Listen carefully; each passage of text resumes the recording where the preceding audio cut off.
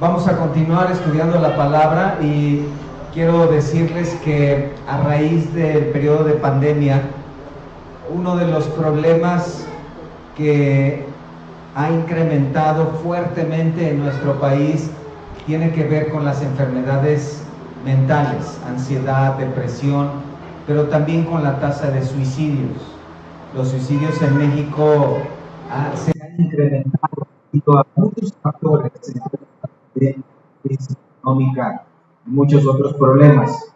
Esto también ha llevado a que el tema sea tratado dentro de círculos cristianos, dentro de algunos congresos y reuniones se ha tratado el tema de el suicidio y se ha llevado a un punto en donde se ha discutido qué acerca de los personajes bíblicos que se suicidaron. Por lo menos hay 7 personajes en la Biblia, 7 hombres ahí que se suicidaron. ¿Qué de ellos? Esto ha desatado una diversidad de opiniones. ¿Qué sucede con aquella persona que se suicida? Y por supuesto que la respuesta más fácil es, claro que va al infierno, ahí está Judas, que se ahorcó y fue al infierno.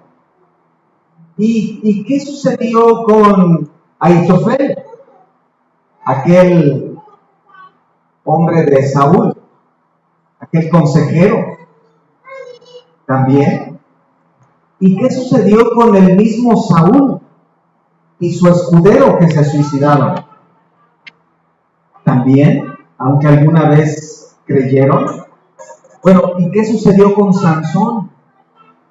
Que fue un libertador de Israel y que es verdad, tuvo ciertas equivocaciones en su vida, pero finalmente actuó guiado por Dios para liberar a Israel de los filisteos. Esto ha desatado una serie de controversias y finalmente en uno de estos congresos llegaron a una conclusión. La conclusión, dijeron ellos, es que no podemos decir qué pasó con ellos. No podemos decir, no podemos dar un juicio de qué sucede en un caso así. Y cuando vamos a la palabra de Dios, quiero decirles que sí podemos saber qué pasa con una persona que peca, como en este caso, contra sí mismo. Esto lo vamos a ver esta tarde cuando vemos esta quinta doctrina de la gracia. Lo vamos a responder con esta quinta doctrina de la gracia, que es la perseverancia de los santos. Ya estudiamos 4 doctrinas de la gracia. Cada una exalta el poder de Dios, la voluntad y la obra de Dios en el hombre. ¿Recuerdan? Ya vimos 4 doctrinas de la gracia. Todas y cada una inician con Dios. Ahora vamos a ir a la quinta, llamada la perseverancia de los santos. Y en pocas palabras, esta doctrina asegura que una persona salva permanecerá salva toda su vida y con toda seguridad irá a la vida eterna con Dios. Alguien lo ha resumido de esta manera: salvo, siempre salvo. Entonces esto ha desatado una gran controversia, porque hay cuestionamientos.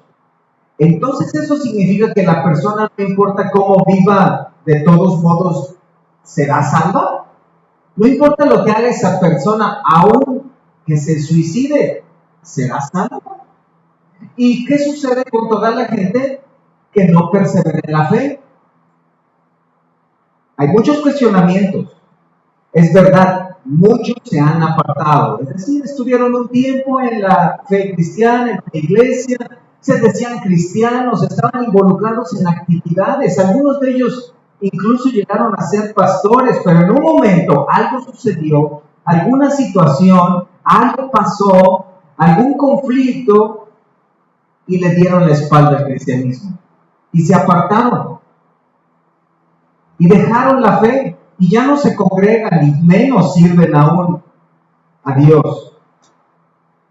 Y entonces la pregunta común es, ¿perdieron su salvación? Parece que sí. Además, apoyan esta idea, con una frase muy común que la Biblia dice: ocupaos en vuestra salvación con temor y temblor. Bueno, esta es la enseñanza arminiana. Se le llama caer de la gracia. Ser salvo y luego perderse. Quienes creen que son salvos, pero pierden su salvación si fallan en mantener su fe. La fe solo se puede asegurar, dicen ellos, mientras el cristiano se mantiene en la fe. Pero si peca, si se aparta, regresa a la condenación, pierde la salvación. ¿Es esto posible? Muchos dudan ante estas preguntas, y más cuando se les hace la pregunta: ¿y qué tal si la persona que era cristiana cometió ciertos pecados terribles, de consecuencias tremendas, o como el suicidio? No, entonces ahí ya no. ¿Sí o no? Muchos dudan, y arminianos dicen que sí se pierde, y se apoyan incluso en varios pasajes. Escuchen, por ejemplo, algunos de ellos. Mateo 10:22: y seréis aborrecidos de todos por causa de mi nombre, mas el que persevere hasta el fin, este será salvo. Mateo 24:2: y por haberse multiplicado la maldad, el amor de muchos se enfriará, mas el que persevere hasta el fin, este será salvo. Lucas 8:15: mas la que cayó en buena tierra, estos son los que con corazón bueno y recto retienen la palabra oída y dan fruto con perseverancia. Ahí está, dicen. Además, Pablo habló de correr la carrera hasta el fin. Y dijo ahí: no vaya yo a ser descalificado. Ahí está, dice. Él tenía temor de perder la salvación. Juan dice en su Apocalipsis que la iglesia y el cristiano que sea fiel hasta la muerte recibirá la corona. Entonces, todo parece confirmar que la salvación se pierde y depende de la perseverancia de la persona. Una fe inicial que perdura, permanece, eso asegura que la persona es salva. ¿Es esto bíblico? El problema es que al entrar a esta quinta doctrina, que es de mucha controversia, la mayoría cambian el enfoque. Se usa un mal enfoque al decir que el cristiano tiene que perseverar en la fe para asegurar su salvación, y si falla, es prueba que la perdió. Suena lógico, pero no es bíblico. ¿Qué dice la Biblia? Recordemos rápidamente las 4 doctrinas que ya estudiamos, las 4 doctrinas, y pongan mucha atención en que el enfoque está en Dios como el iniciador de estas doctrinas. Vimos la primera de ellas, depravación total. Dios determina que el pecado mancha todas las áreas de la vida humana. El hombre nace y vive en pecado, por ello es destituido de la gloria de Dios, de su gracia, de la vida eterna. Es merecedor del infierno por su incapacidad de salvarse a sí mismo. Eso vimos en la primera doctrina. La segunda, elección incondicional, que dice: Dios elige antes de la fundación del mundo a un grupo de personas que serán salvadas en su tiempo mediante la fe que Dios mismo pone en esas personas, en sus corazones, y Dios dispone todo para que esas personas escuchen y crean el Evangelio de salvación en Cristo. La tercera que estudiamos, expiación limitada, que dice: Dios envía a su Hijo Santo al mundo para nacer y vivir perfectamente cumpliendo el plan de redención y ofrecerse como sacrificio en la cruz por todos y cada uno de los que creerán y que Dios ha ordenado para salvación. Esa fue la tercera. La cuarta es la gracia irresistible, la estudiamos la semana pasada, que dice nuevamente, Dios obra soberana e irresistiblemente en quienes llama a salvación. Dios cambia su naturaleza espiritual. Dios transforma sus corazones. Dios en su poder les atrae a Él y Dios con toda seguridad se encarga de que ellos crean. ¿Con quién inicia todo? Dios. Ahora, la quinta doctrina que se le ha llamado de la perseverancia de los santos, ellos dicen que los cristianos tienen que permanecer. Espera un momento. No. El enfoque debe ser el mismo. Todo comienza con Dios. La doctrina, también llamada, y creo que mejor llamada, de la preservación de los santos, la defino de la siguiente manera. Dios, ¿notan el enfoque? Preserva en la fe en Cristo a todos y cada uno de los que ha salvado y salvará. Dios les sostendrá en la fe verdadera hasta el fin de sus días, sin importar cómo mueran. En su vida podrán caer en pecados o debilidad, pero con toda seguridad Dios trabajará en cada uno de ellos, aún a través de esos pecados, para que cada uno de ellos permanezca salvo y sea preservado por Dios para recibirlo en la vida eterna. Suena lógico y bíblico, ¿cierto? ¿Cómo es que Dios hace eso? Por eso creo que la doctrina es mejor llamada la preservación de Dios. Preserva, sostiene, mantiene la fe de cada uno de sus hijos. ¿Cómo lo hace? Esta tarde vamos a verlo, que Dios lo hace de tres maneras. Primero, la salvación es por gracia, amén, mediante la fe dada por Dios. Repaso rápido. Nunca la salvación es por obras, tampoco se asegura con obras. Tu salvación es asegurada con una obra. ¿Cuál? La obra de Cristo en la cruz. El Señor habló de esto, acompáñenme a Juan 6:37. Juan 6:37, el Señor dijo ahí, todo lo que el Padre me da, vendrá a mí. Noten la seguridad. Y el que a mí viene, no le echo fuera. Porque he descendido del cielo, no para hacer mi voluntad, sino la voluntad del que me envió. Y esta es la voluntad del Padre, mucha atención, el que me envió, que de todo lo que me diere, no pierda yo nada, sino que lo resucite en el día postrero. Y esta es la voluntad del que me ha enviado, que todo aquel que vea al Hijo y cree en Él, tenga vida eterna, y yo le resucitaré en el día postrero. ¿Notan la seguridad del Señor? Todo salvo es parte de los que el Padre ha dado al Hijo como esposo. Cada persona salvada es regenerada por el poder del Espíritu Santo y recibes una nueva naturaleza espiritual para creer en Cristo, y eso te hace parte de su pueblo. En Juan 17:6, dentro de esa oración sacerdotal, en Juan 17:6, dice ahí en ese capítulo maravilloso, Juan 17:6, dice: he manifestado tu nombre a los hombres que del mundo me diste. Tuyos eran y me los diste. Es claro. Cristo dice entonces que la voluntad de su Padre es que Él, Cristo, no pierda nada. Me imagino a un padre con un hijo encargándole y diciéndole: mi voluntad, hijo, es que estos que te estoy dando, no pierdas nada. Una persona salva no puede perderse, porque entonces ¿quién sería el que falla? Cristo.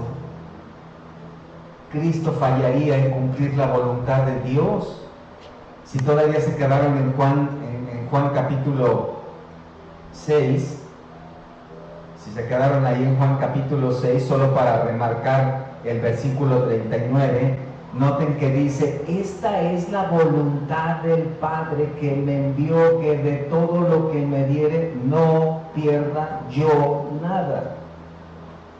O sea que está involucrado acá la suficiencia de Cristo en la salvación de los que Él ha escogido. ¿Se dan cuenta?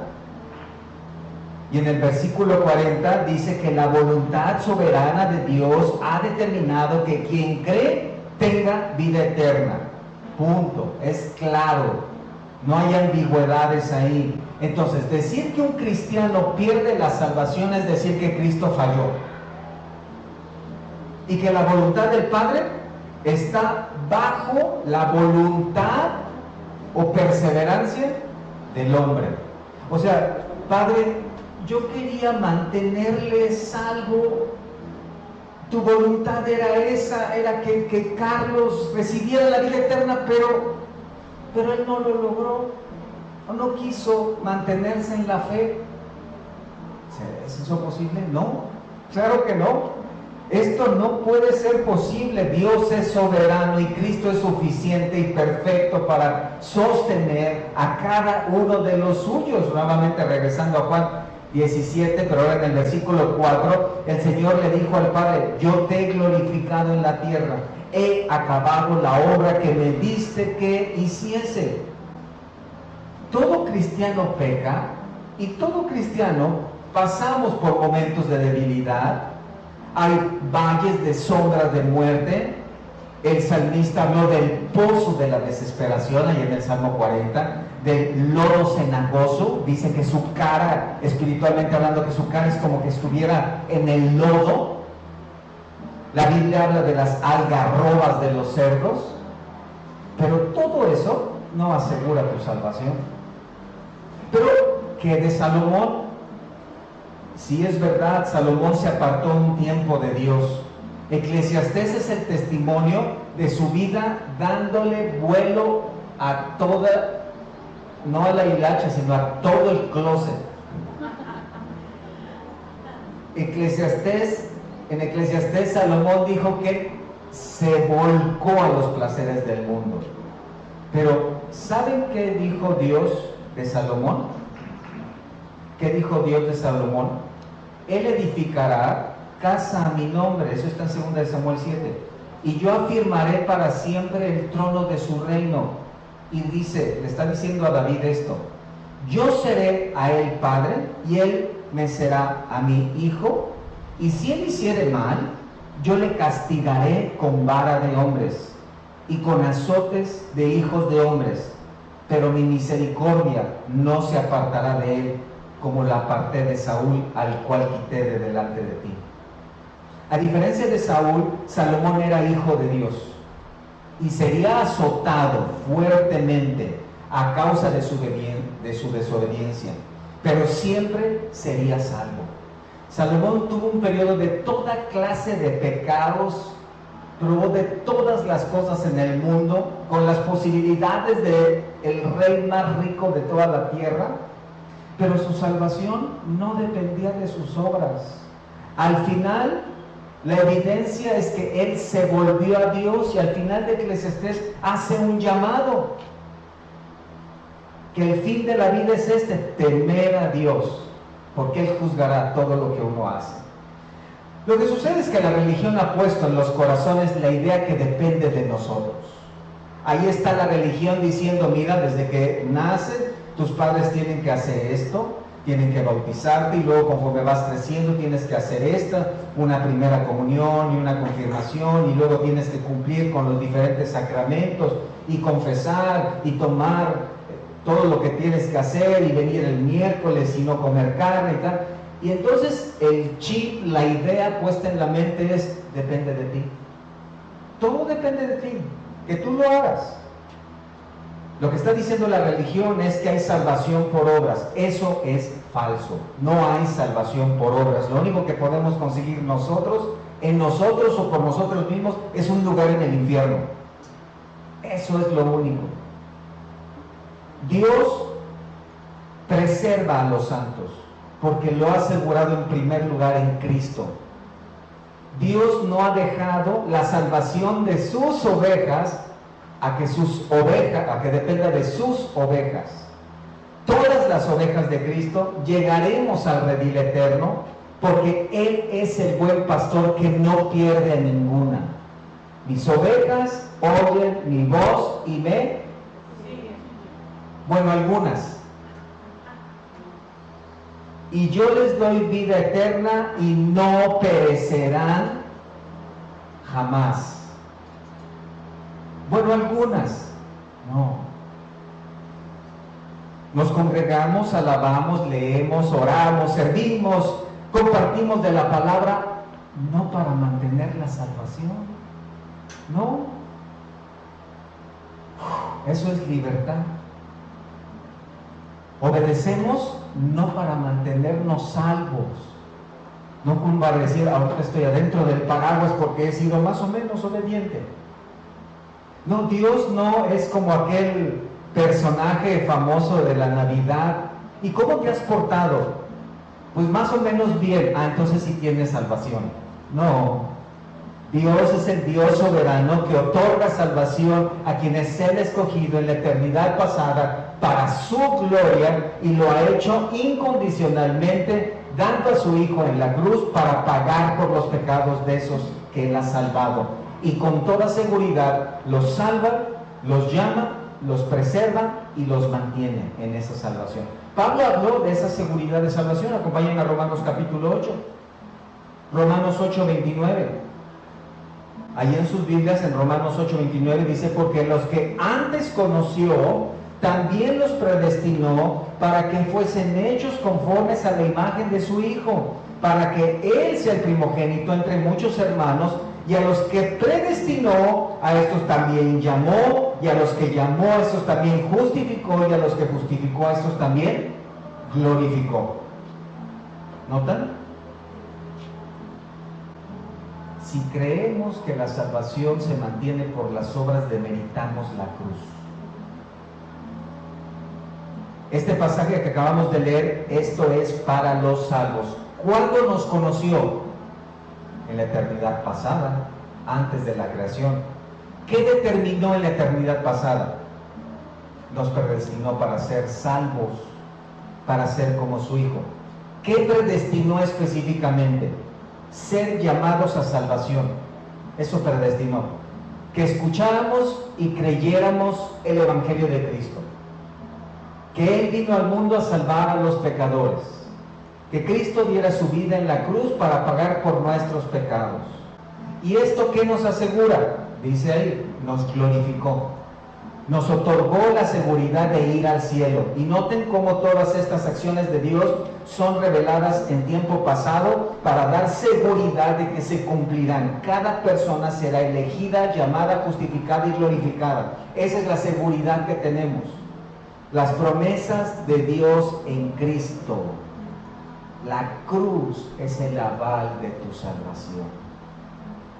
En 1 de Pedro 1:5, desde el versículo 3 para nuestro contexto, dice: bendito el Dios y Padre de nuestro Señor Jesucristo, que según su grande misericordia nos hizo renacer para una esperanza viva. Noten, renacer por la resurrección de Jesucristo de los muertos, para una herencia incorruptible, incontaminada e inmarcesible, reservada en los cielos para vosotros, mucha atención, que sois guardados por el poder de Dios mediante la fe, para alcanzar la salvación que está preparada para ser manifestada en el tiempo postrero.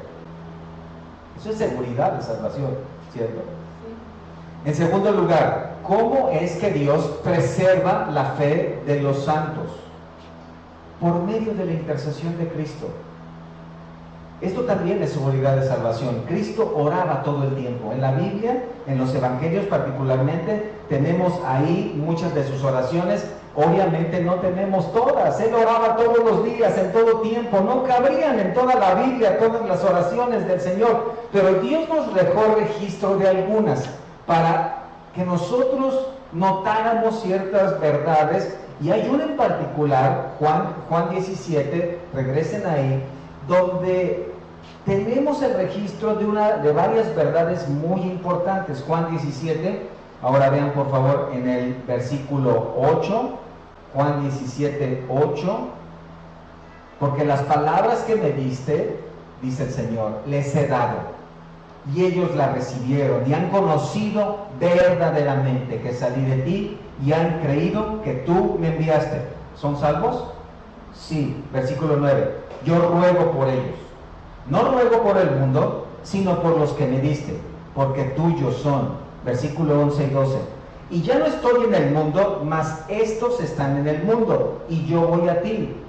Padre Santo, a los que me has dado, guárdalos en tu nombre, para que sean uno, así como nosotros.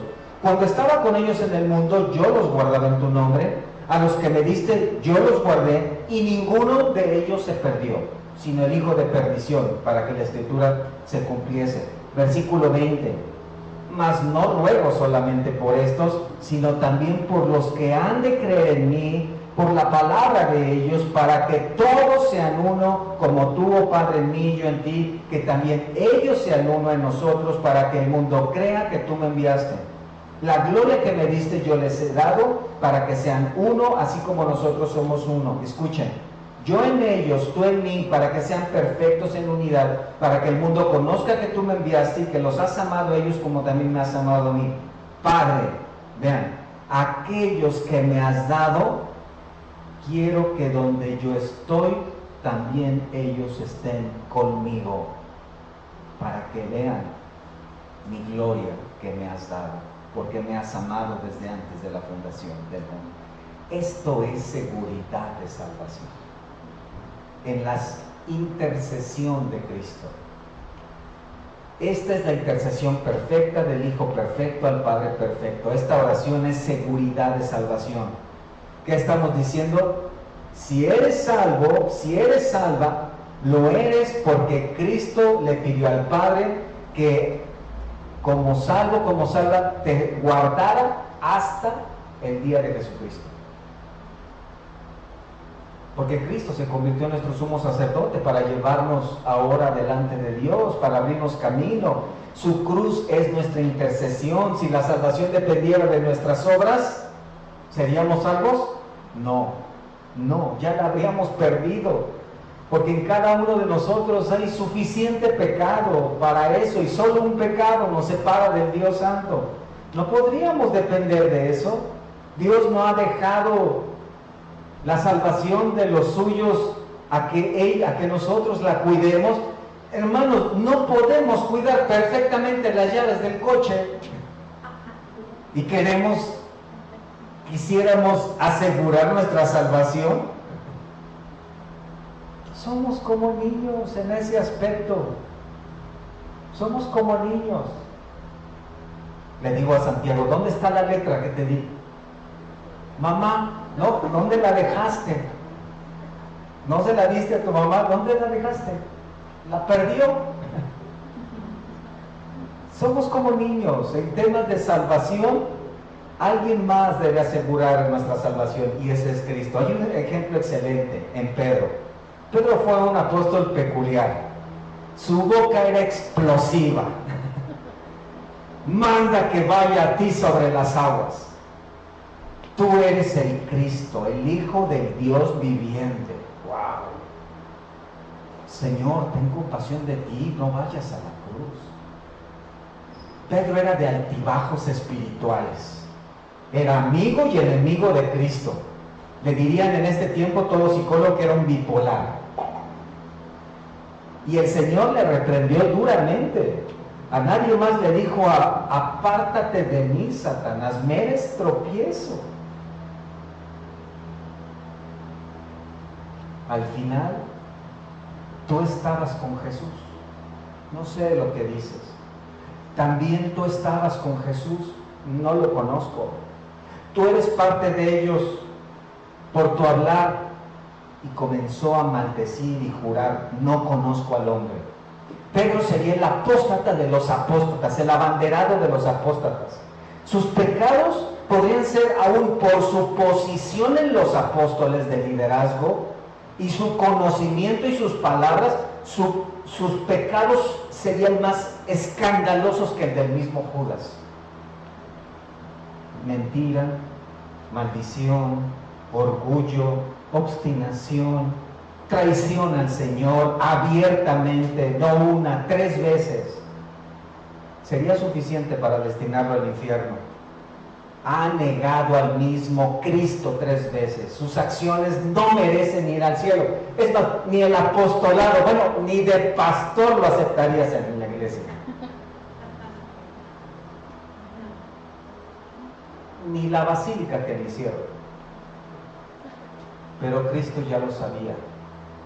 Antes que Pedro naciera, incluso poco antes de que sucediera, le dijo en Lucas 22:31, el Señor le dijo a Pedro: Simón, Simón, he aquí Satanás os ha pedido para zarandearos como a trigo, pero yo he rogado por ti que tu fe no falte, y tú, una vez vuelto, confirma a tus hermanos.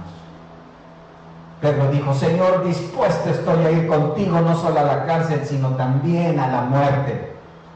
Y él le dijo: Pedro, te digo que el gallo no cantará hoy antes que tú niegues 3 veces que me conoces.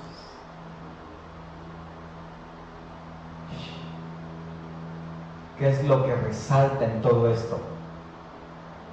Noten en el versículo 32, yo he rogado por ti que tu fe no falte, y tú, una vez vuelto, confirma a tus hermanos, afírmalos, refuérzalos. Una vez vuelto, se puede traducir de una manera más precisa, habiendo regresado. ¿Cómo? ¿Va a volver Pedro? O sea, ¿va a negar al Señor 3 veces y todavía va a regresar? ¿Sí? ¿Por qué? Porque Cristo lo va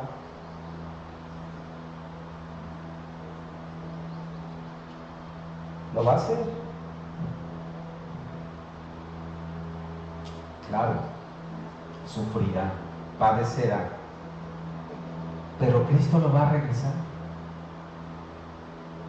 ¿Cómo? ¿Perderá la salvación? ¿Tenía la salvación? ¿La perderá un tiempo y luego la recuperará? No, siempre la tuvo. Pedro, ¿me amas? Señor, tú lo sabes todo, y tú sabes que solo te quiero. Pedro aprendió a examinarse con más profundidad y a entender que las palabras no siempre revelan lo que somos. Pedro entendió quién era él. Señor, tú sabes todo, tú sabes que solo te quiero. Muy bien, apacienta mis corderos. Pedro ya había abandonado la obra, él había regresado ya a la pesca. Y si Pedro hubiera sido arminiano, me lo imagino ahí llorando y he perdido la salvación, y ahora qué voy a hacer, y ya no me alcanzan las obras para poder recuperar esa salvación. Pero no, Pedro ejemplifica lo que cada uno de nosotros en mayor o menor grado hacemos a veces todos los días cuando pecamos. Siendo cristianos, somos confrontados con nuestra realidad de lo que somos. Y así como actuó Pedro, abandonaríamos todo. Haríamos nuestras maletas espirituales, tomaríamos la Biblia y la guardaríamos en el último cajón y nos iríamos. Ya no nos congregaríamos, ya no oraríamos, nos olvidaríamos que fuimos cristianos, estaríamos frente a nuestro perfil de Facebook y diríamos: ¿y ahora qué le pongo? Profesión religiosa, pues libre pensador. Y no hacemos eso por una sola razón. ¿Cuál es? Que somos muy inteligentes y muy capaces. No, Cristo ha prometido no perder a ninguna de sus ovejas. Cristo ha prometido estar pendiente de ellas. Es el pastor que no duerme, es el pastor que ahuyenta al lobo, es el pastor que alimenta, que sacia, que cura. Ese pastor no se cansa. Y todo lo que hace hacia sus ovejas es perfecto. Ninguna perecerá. Él lo dijo. Por eso es que Pablo, al escribirle a los romanos en capítulo 8, si regresan ahí en Romanos 8, pero ahora en el versículo 33, él hace una pregunta: ¿quién acusará a los escogidos de Dios? Y él responde: Dios es el que justifica. ¿Quién es el que condenará? Cristo es el que murió, más aún el que también resucitó, el que además está a la diestra de Dios, el que también intercede por nosotros. ¿Quién nos separará del amor de Cristo? Entonces dice: tribulación, o angustia, o persecución, o hambre, o desnudez, o peligro, o espada. Está diciendo, algo nos puede separar. Es más, yo mismo me puedo separar de Cristo.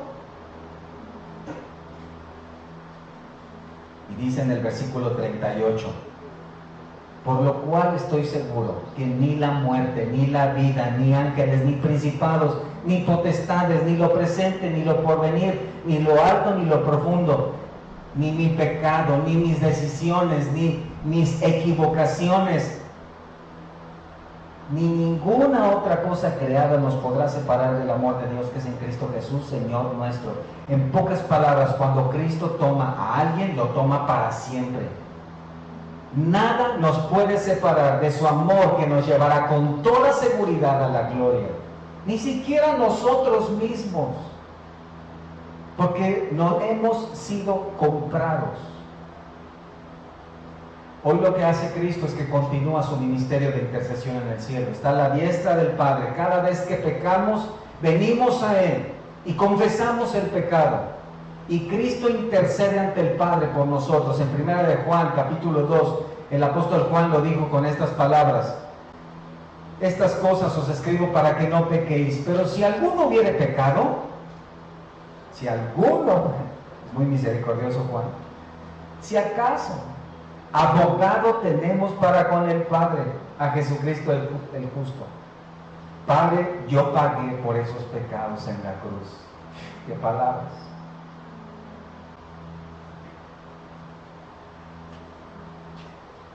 Como si Cristo le dijera: todo en lo que mis ovejas pecan, en lo que fallan, en lo que son indiferentes, orgullosos, egoístas, flojos, negligentes, inmaduros, necios, obstinados, Padre, yo lo pagué.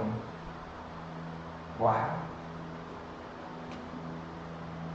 Es como el padre que en la tiendita de la esquina le dice al tendero: mire, va a venir mi hijo, pasa por aquí cuando sale de la escuela, él puede tomar un dulce, anótelo en mi cuenta, yo le dejo aquí el dinero para que esté pagado. Somos asegurados por medio de la intercesión de Cristo en la cruz y hoy al lado, a la diestra del Padre. Tercero, ¿cómo es que Dios nos preserva? Escuchen, somos asegurados por medio de las buenas obras que Dios ha preparado para nosotros. No que las buenas obras no tienen que ver en esto, la salvación es por gracia. Está segura en la obra de Cristo, pero de manera práctica, escucha, Cristo manifiesta esa seguridad preparando obras de obediencia para andar en ellas. ¿Recuerdas Efesios 2:8? Por gracia sois salvos por medio de la fe. Esto no de vosotros, pues es don de Dios, no por obras para que nadie se gloríe. Pero recuerda el versículo 10, porque somos hechura suya, creados en Cristo Jesús para buenas obras, las cuales Dios preparó de antemano para que anduviésemos en ellas. Cada obra que agrada al Padre es preparada y dispuesta por Él. para colocarla en tu día a día. Dicen los estudiosos que cada día, sobre esto me sorprende, tomamos 35,000 en promedio, 35,000 decisiones en un día. 35,000 decisiones. Lo que sucede es esto, que el 99.74% de todas esas decisiones las hacemos automáticamente. Te levantas en la mañana, vas al lavabo, tomas la pasta de dientes, es una decisión, tomas tu cepillo, es otra decisión, agarras el cepillo, te metes a bañar, son decisiones todo el tiempo.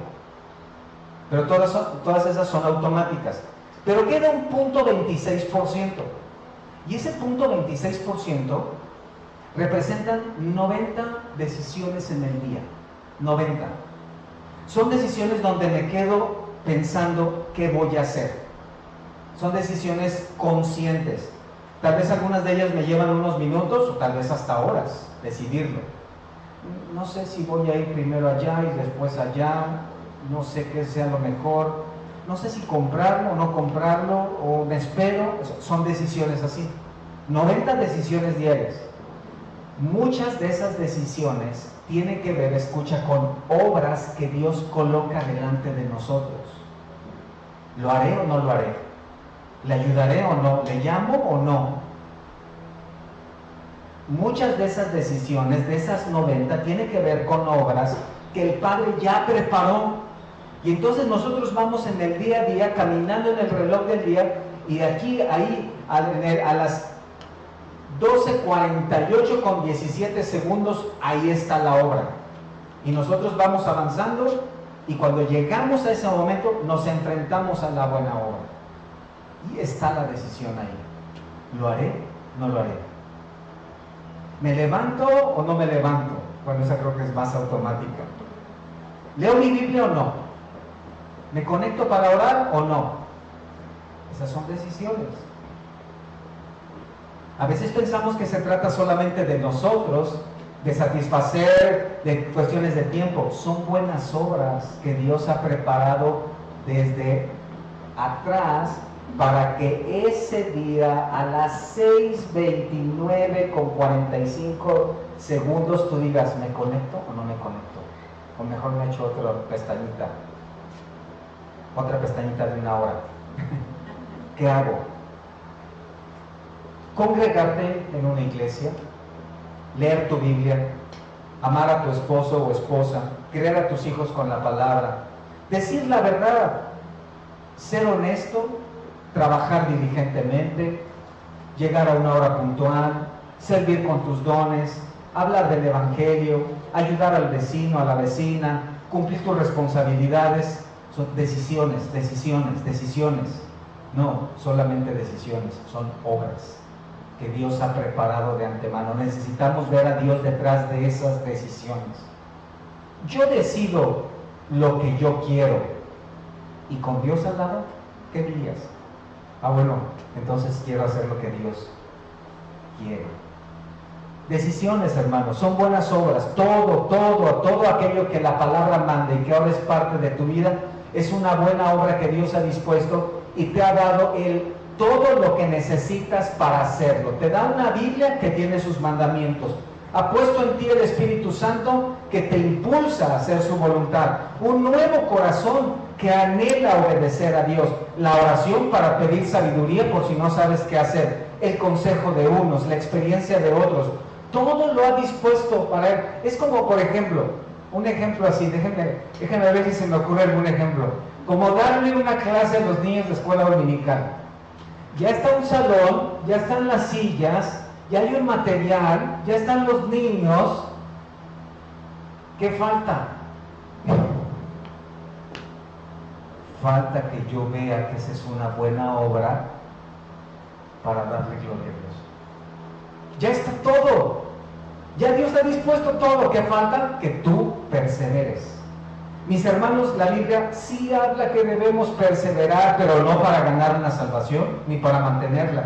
La Biblia sí habla que debemos perseverar hasta el fin, y escuchen, si uno no persevera, no será salvo.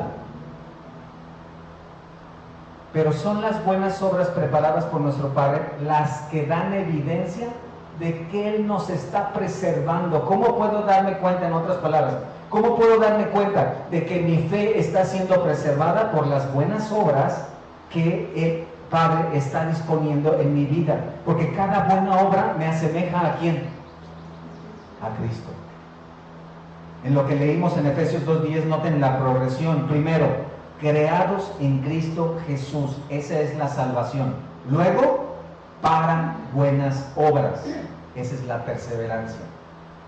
Es la salvación que produce perseverancia.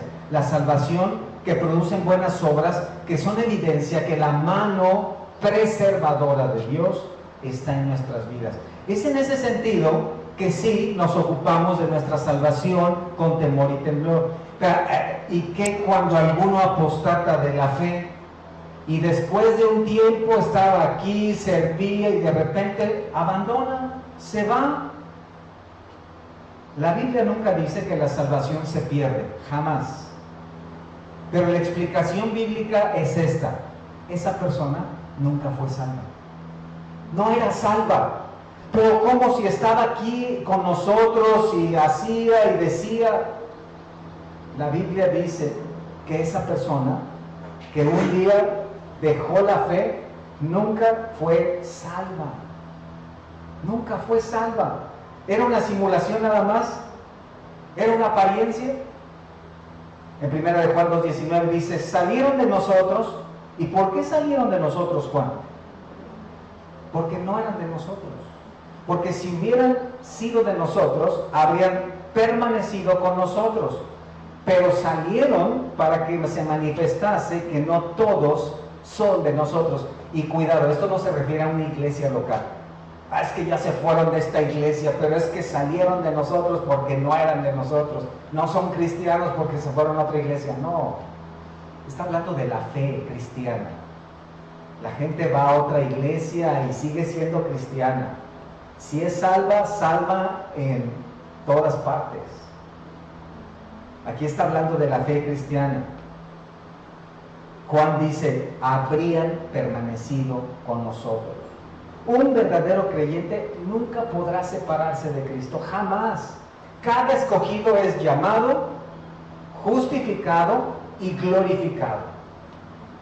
Y entre justificación y glorificación hay preservación. Y no porque seamos muy inteligentes o capaces, es porque Dios promete preservarnos. Y la evidencia de ello es que te mantiene en las buenas obras. Es decir, que de manera práctica, para mí, yo, limitado, mortal, imperfecto, que no puedo conocer lo que conoce Dios, ¿qué me puede dar una evidencia que Dios va preservando mi vida? Porque de repente rengueo, de repente me caigo, de repente me tropiezo, de repente ya me caí en la zanja y pues sí me he levantado todo empolvado y he seguido, pero ¿qué me puede dar? Cuando volteo hacia atrás, digo, son las buenas obras que cada día Dios prepara para que yo las haga, para que yo ande en ellas. Judas, el bueno, en su capítulo único, al final del capítulo 1 dice, y aquel que es poderoso para guardaros sin caída y presentaros sin mancha delante de su gloria, con gran alegría, al único y sabio Dios, nuestro Salvador, sea gloria y majestad, imperio y potencia, ahora y por todos los siglos. Amén. Aquel que es poderoso para guardaros sin caída y presentaros sin mancha. Pese a todo, pese a ti mismo, pese a ti misma, si has puesto tu fe en Cristo, Dios te va a presentar delante de Él. Te llevará hasta la gloria eterna, porque ha asegurado tu salvación en su Hijo. Si no has puesto tu fe en Cristo, si no has creído en esa salvación, si no has visto la cruz y no te has arrepentido de tus pecados, y si no has reconocido a Él como Salvador, Hay un grande peligro: la condenación eterna. El infierno espera, anhelando tu vida y tu alma. Hoy es el día de la salvación. Hoy es el día en que, si te das cuenta que no tienes tu seguridad en Cristo, no en tus obras, en Cristo, tú hoy le reconozcas a Él y entregues tu vida a Él. Y si hoy lo haces, con toda seguridad, Dios te llevará a su gloria, porque Él ha prometido que te perdonará si te arrepientes. Él ha prometido que te salvará si crees en su Hijo y te llevará a la vida eterna y guardará tu fe para siempre. Termino con lo que dijo un comentarista: todos los creyentes sinceros le fueron dados por el Padre a Cristo, y de todos los así dados, Él no perderá ninguno. Ahora, nuestras faltas nos llenan de temores, dudas y tristeza, pero el Redentor se ha propuesto que su pueblo sea presentado sin defecto. Donde no hay pecado, dice, no habrá pena. Donde hay perfección de santidad, terminará en perfección de gozo. Amén. Gloria a Dios, porque Él nos preserva en la fe en su Hijo. Amén. Gracias, nuestro Dios, gracias por esta tarde y por tu palabra que nos da esa seguridad de que tenemos salvación, y no es en nosotros, no es en las obras que has preparado de antemano lo que nos traen, lo que nos produce salvación. No hemos ganado nosotros nada. Tú, Señor, tú has ganado la salvación. La victoria es tuya. A ti te pertenece toda gloria, Señor. Y te alabamos esta mañana porque guardas y guardarás para siempre la fe de tus ovejas. Gracias, buen pastor, porque en tu obra hay seguridad. Y te pido, porque si alguien aquí esta tarde no había comprendido tu evangelio, si alguien que escucha esta enseñanza no ha entendido lo que es la fe en tu Hijo, que obres a través de tu Espíritu y le convenzas y abra su entendimiento para que crea. Gracias, nuestro Dios. Oramos agradecidos por tu palabra en Cristo Jesús.